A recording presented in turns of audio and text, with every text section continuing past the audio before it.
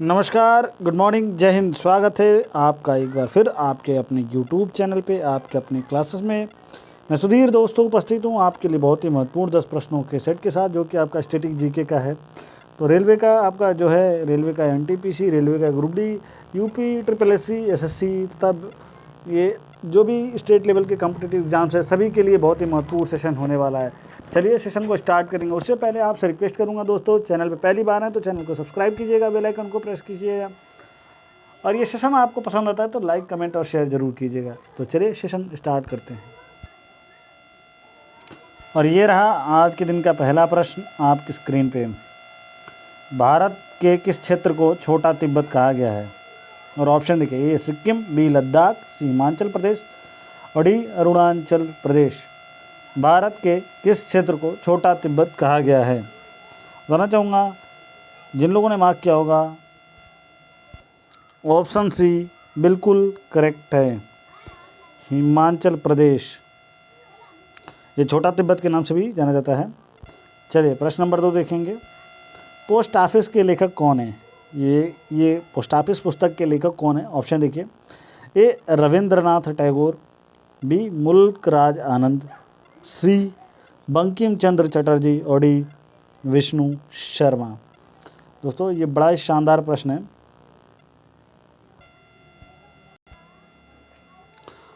Post office के लेखक, तो जिन लोगों ने मार्क किया होगा, ऑप्शन ए बिल्कुल करेक्ट है। ऑप्शन ए बिल्कुल करेक्ट है, रविंद्रनाथ टैगोर। रविंद्रनाथ टैगोर जी इसके रचयिता हैं, यानी इसके लेखक है पुस्तक पोस्ट ऑफिस। प्रश्न नंबर 3 देखेंगे। टिहरी बांध परियोजना में निर्मित जलाशय का क्या नाम है? बताइए दोस्तों, बड़ा इंपॉर्टेंट सवाल है ये। टिहरी बांध परियोजना में निर्मित जलाशय का क्या नाम है? और ऑप्शन देखिए, option A Jawahar Sagar, option B Rana Pratap Sagar, option C Swami Ram Tirth Sagar और ऑप्शन डी गांधी सागर। दोबारा पढ़ता हूँ, जवाहर सागर, राणा प्रताप सागर, स्वामी राम तीर्थ सागर और डी गांधी सागर। तो दोस्तों बताना चाहूँगा, ये जो जलाशय है ना, टिहरी बांध परियोजना पे बनी हुई, इसको जो है स्वामी राम तीर्थ सागर के नाम से नाम दिया गया इसका, स्वामी राम तीर्थ सागर। चलिए प्रश्न नंबर 4 देखिए। सेबी से क्या तात्पर्य है? और ऑप्शन देखिए, A science and engineering board of India, B securities and exchange board of India, C social equity bureau of India और D science and educational board of India. तो दोस्तों दोबारा पढ़ देता हूँ, सेबी से क्या तात्पर्य है? A science and engineering board of India, B securities and exchange board of India, C social equity bureau of India and D science and educational board of India. दोस्तों बताना चाहूँगा, जैसे हमारे बैंकों को गवर्न करने के लिए हमारा बैंक जो है, हमारा आरबीआई इस्टेब्लिश हुआ था, ठीक उसी तरह सिक्योरिटीज़ मार्केट को गवर्न करने के लिए सेबी का गठन किया गया था। सेबी का गठन किया गया था और सेबी से का गठन जो किया गया था सिक्योरिटी मार्केट्स के लिए। तो ये जो है, इससे तात्पर्य है securities and exchange board of India. तो जिन लोगों ने मार्क किया होगा, ऑप्शन बी बिल्कुल करेक्ट है। सेबी का गठन जो है 1992 में हुआ था, सन 1992 में। तो जो लोग 1992 के हैं उनको नहीं पता होगा, मतलब ये चीज़ जो है बड़ी शानदार प्रश्न है ये। तो ये सेबी का जो तात्पर्य है वह securities and exchange board of India से है और ये सिक्योरिटीज़ मार्केट को गवर्न करती है। चलिए प्रश्न नंबर 5 देखते हैं। ये रहा आपकी स्क्रीन पे। कथकली नृत्य किस राज्य से संबंधित है? और ऑप्शन देखिए, Andhra Pradesh, option B Kerala, option C Tamil Nadu, option D Orissa.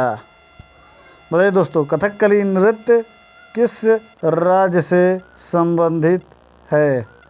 तो बताना चाहूँगा, ये केरल का फेमस है। केरल में फेमस है कथकली, ठीक है। केरल राज्य का ये नृत्य है जो है ये कथकली।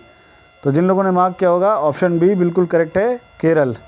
चलिए प्रश्न नंबर 6 देखते हैं। प्रश्न नंबर 6 ये रहा आपकी स्क्रीन पे। तीरंदाजी के लिए राजीव गांधी खेल रत्न प्राप्त करने वाला निम्न में से कौन? देखिए पढ़ता हूँ दोबारा। तीरंदाजी के लिए राजीव गांधी खेल रत्न न प्राप्त करने वाला निम्न में से कौन है।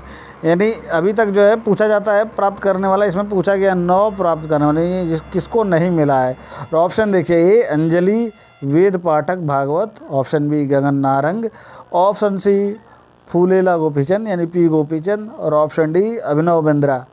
तो बहुत ही शानदार प्रश्न है ये, जिन लोगों ने मार्क किया होगा।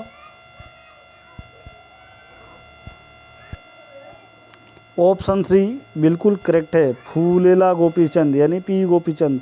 इनको राजीव गांधी खेल रत्न भी नहीं मिला है तीरंदाजी के लिए, इसलिए ये गलत आंसर है, यानी सही आंसर है पी गोपीचंद, फूलेला गोपीचंद। चलिए ऑप्शन प्रश्न नंबर 7 देखेंगे। भारतीय नौसेना के अध्यक्ष पद को क्या कहते हैं।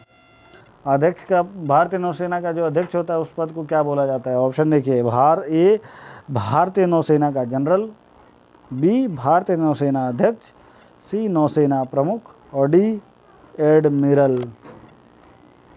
दोबारा पढ़ देता हूँ।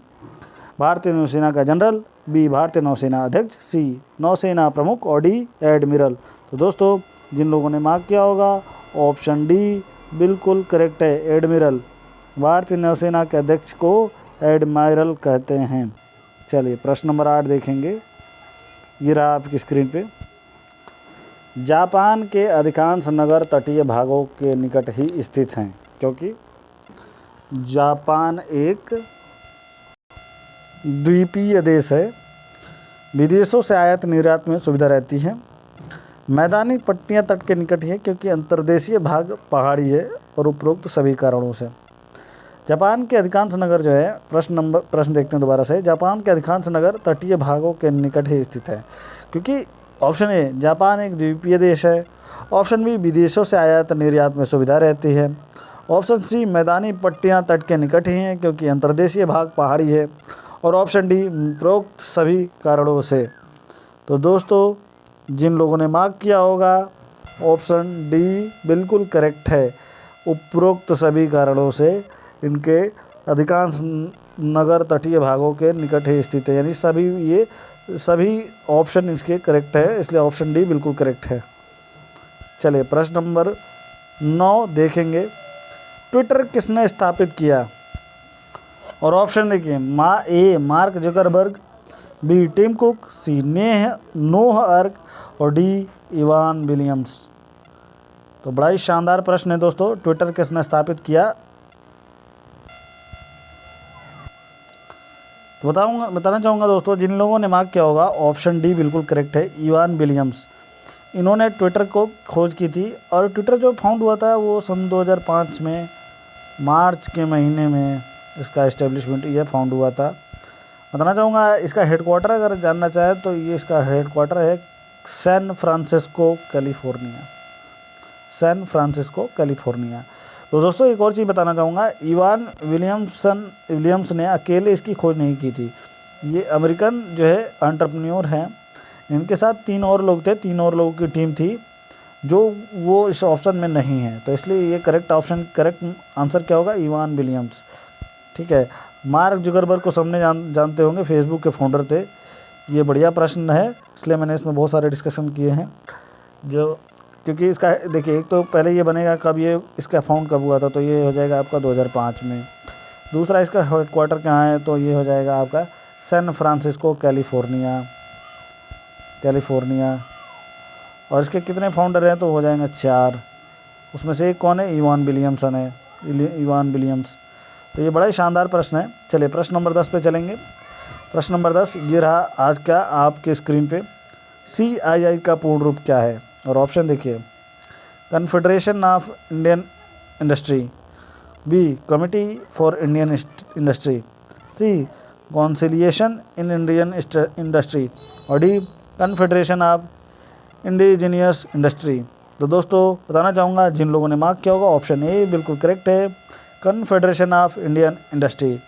दोस्तों इसी के साथ ये आज का हमारा सेशन समाप्त होता है। मैं मिलता हूँ आपसे एक नेक्स्ट वीडियो में कल के दिन, तब तक के लिए धन्यवाद, शुभ दिन।